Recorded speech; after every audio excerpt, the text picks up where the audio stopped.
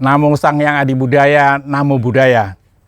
Romo Ramani, Bapak Ibu, Saudara-saudari sedama, pada hari ini saya berkesempatan untuk sharing dhamma dengan benda-benda persembahan.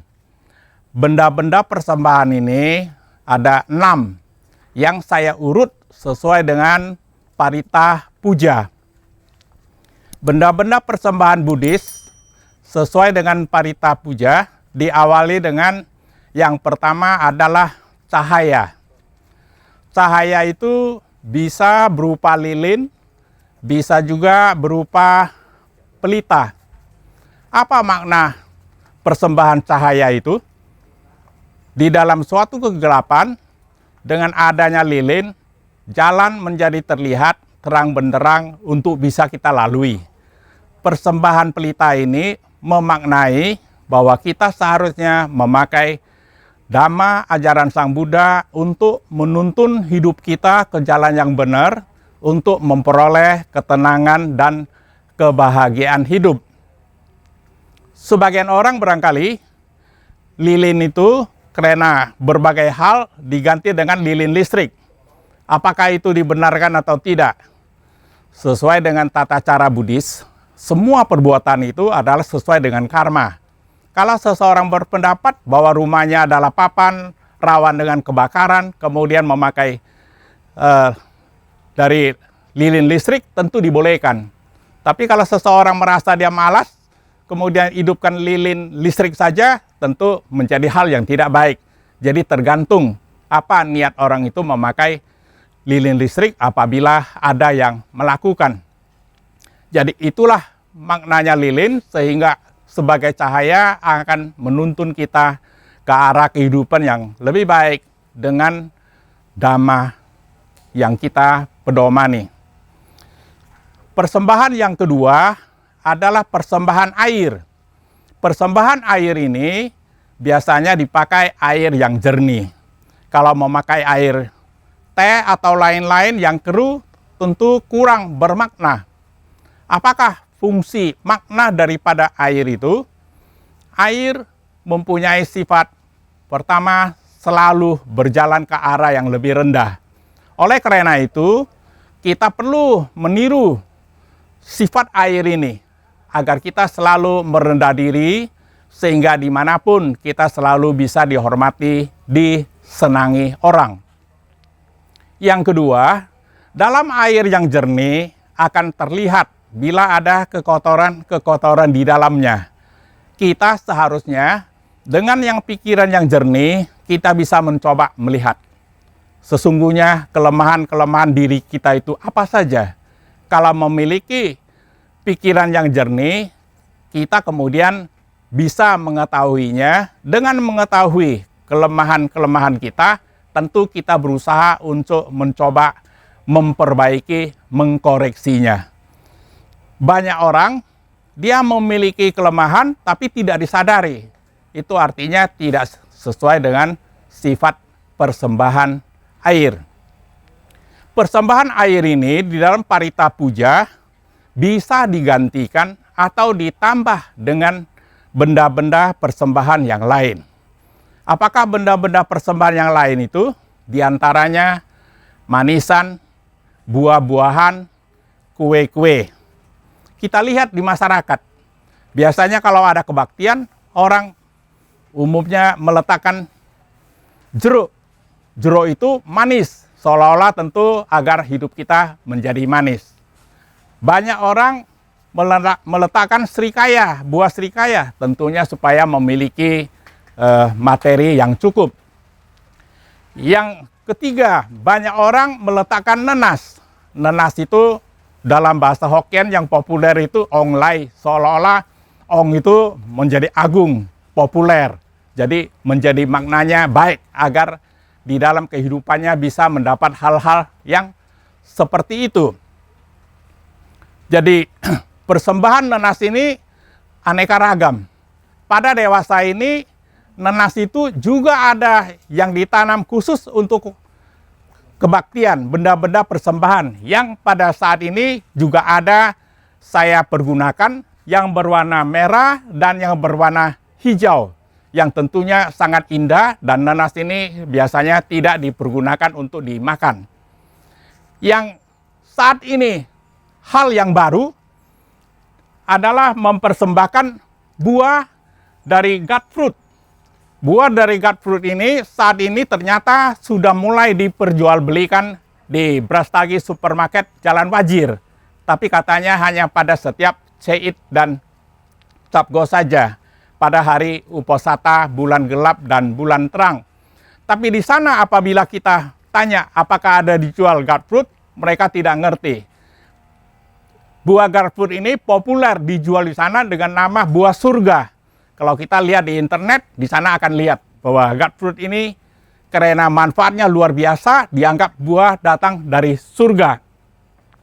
Itu persembahan air sebagai persembahan yang kedua. Persembahan yang ketiga adalah persembahan dupa.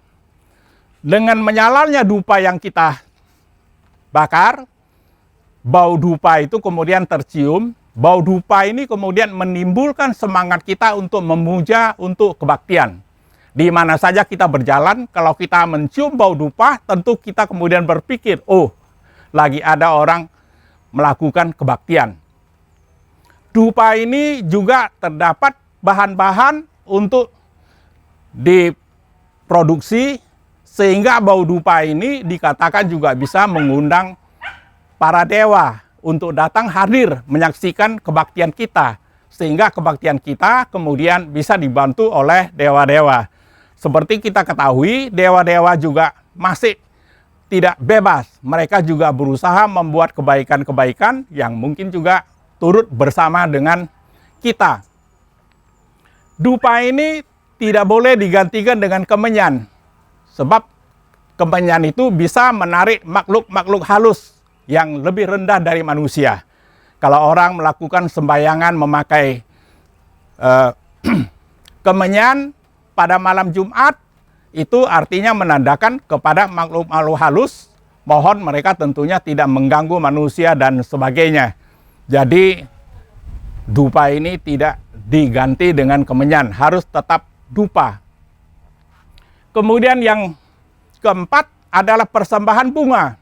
Dengan bunga yang aneka warna, yang aneka harum baunya, bunga disenangi oleh semua orang, menandakan bahwa sesungguhnya kita ini agar disenangi semua orang, kita tentu harus ikut sifat bunga. Kalau bunga itu disenangi karena cantik dan harum, manusia akan disenangi orang di mana saja dia berada apabila ia memiliki sopan santun, ramah tamah terhadap semua orang, sehingga ia disenangi.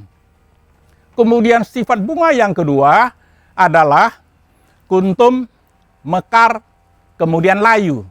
Itu adalah sifat bunga yang menandakan hukum alam anicca.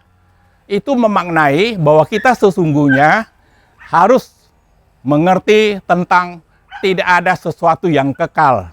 Itu menandakan bahwa kita di dalam jasmani ini juga akan bisa selalu berubah dari muda menjadi tua dan kemudian layu. Ini tentu menandakan agar kita tidak boleh sombong, tidak harus bergembira, bangga dengan kecantikan, kekuatan kita, tapi kita harus ikut sifat bunga. Ketika sudah berubah, kita tidak boleh meratapinya. Kita harus maklum bahwa suatu hari pasti akan terjadi perubahan. Itulah sifat bunga. Bunga itu aneka ragam. Di dalam Buddhis, salah satu yang menurut hemat saya bisa dipergunakan adalah bunga melati gading. Bunga melati gading ini bisa ditanam setiap orang.